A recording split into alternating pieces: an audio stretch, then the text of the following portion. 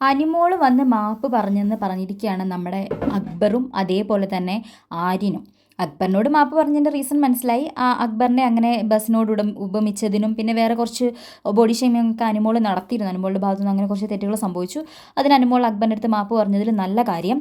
അങ്ങനെ അനിമോൾ മാപ്പ് പറയാറില്ല, ചില കാര്യങ്ങളൊന്നും സംബന്ധിച്ച് കൊടുക്കാൻ അനിമോൾക്ക് ഇച്ചിരി ബുദ്ധിമുട്ടുള്ള കൂട്ടത്തിലാണ്. പക്ഷേ ആര്യൻ്റെ അടുത്ത് എന്തിനാ സോറി ചോദിച്ചെന്ന് മനസ്സിലാവുന്നില്ല. എങ്കിലും ഇവരോട് രണ്ടുപേരോടായിട്ട് പറഞ്ഞിരിക്കുകയാണ്, നമ്മൾ ഇനി നല്ല ഫ്രണ്ട്സ് ആയിരിക്കും, പഴയ കാര്യങ്ങളൊക്കെ മറക്കും എന്നുള്ള രീതിയിൽ. അപ്പം ഇതിനെക്കുറിച്ച് ആര്യനും അതുപോലെ തന്നെ അക്ബറും ഡിസ്കസ് ചെയ്യുകയാണ്.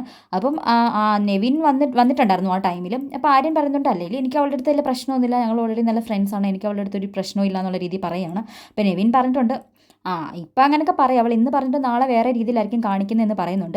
അപ്പം നെവിൻ ഇവരെയും കൂടെ വെച്ചിട്ടാണ് അനുമോളുടെ അടുത്തുള്ള പക സാധാരണ തീർക്കുക. അപ്പോൾ ഇവരും അനുമോൾക്ക് എഗെയിൻസ്റ്റ് ആയിട്ട് നിൽക്കുന്ന ടൈമിൽ നെവിന് കുറച്ചുകൂടെ പറയാനുള്ള കാര്യങ്ങളെല്ലാം പുറത്ത് പറയാനും എത്ര കോൺഫിഡൻസോട് കൂടി അനുമോളെ എന്ത് കാണിച്ചാലും കുഴപ്പമില്ല എന്നുള്ള രീതിയിലാണ് നെവിൻ അവിടെ നിൽക്കുന്നത്. അപ്പോൾ ഇവരും എല്ലാവരും കൂടെ ഫ്രണ്ട്സ് ആയി കഴിഞ്ഞാൽ നെവിൻ അതൊരു അടിയാവാൻ സാധ്യതയുണ്ട്. അനുമോള് പക്ഷേ ഇവരുടെ അടുത്ത് കുറച്ച് ഫ്രണ്ട്ഷിപ്പ് അടിച്ച് നിൽക്കുന്നതായിരിക്കും നല്ലത്. അപ്പം നെവിൻ്റെ കുറച്ച് ഉപദ്രവം അതിനകത്തൊന്ന് കുറഞ്ഞിരിക്കും.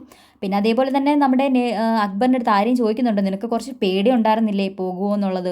അപ്പോൾ അക്ബർ പറയുന്നുണ്ടായിരുന്നു, എനിക്ക് പേടി ഉണ്ടായിരുന്നു, എങ്കിലും എനിക്കൊരു ധൈര്യം ഉണ്ടായിരുന്നു ലക്ഷ്മി ആയതുകൊണ്ട്. കാരണം ലക്ഷ്മി ആയതുകൊണ്ട് എന്തായാലും ലക്ഷ്മിയെക്കാട്ടി നന്നായിട്ട് ഞാൻ കളിക്കുന്നുണ്ടല്ലോ എന്നുള്ള രീതിയിൽ നമ്മുടെ അക്ബർ പറയുന്നുണ്ട്. അങ്ങനെ അവർ തമ്മിലുള്ളൊരു കോൺവെർസേഷൻ ആയിരുന്നു. അനുമോളെക്കുറിച്ച് നല്ല കാര്യങ്ങളാണ് പറഞ്ഞിരിക്കുന്നത്. അനുമോളോടുള്ള പകയും അല്ലെങ്കിൽ ദേഷ്യമൊക്കെ മാറ്റിവെച്ച് ഇവർ നന്നായിട്ട് കളിക്കുമെന്നാണ് നമുക്ക് തോന്നുന്നത്. എന്തായാലും നമുക്ക് വരുന്ന എപ്പിസോഡുകൾ നോക്കാം ഇനി ഇവരെങ്ങനെയാണ് കളിക്കാൻ പോകുന്നത്.